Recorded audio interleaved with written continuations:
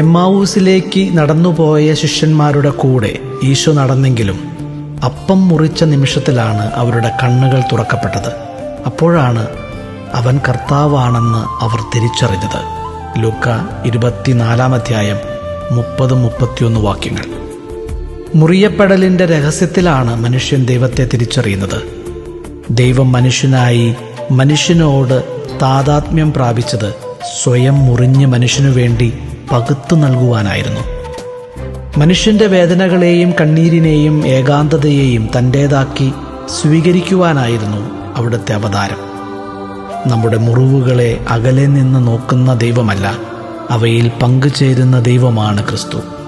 അപ്പം മുറിക്കപ്പെട്ടപ്പോൾ എമ്മാവൂസിലെ ശിഷ്യന്മാരുടെ കണ്ണുകൾ തുറന്നതുപോലെ മുറിവുകളിലൂടെ ഒഴുകുന്ന സ്നേഹത്തിലാണ് ഇന്നും മനുഷ്യൻ ദൈവത്തിൻ്റെ മുഖം തിരിച്ചറിയുന്നത്.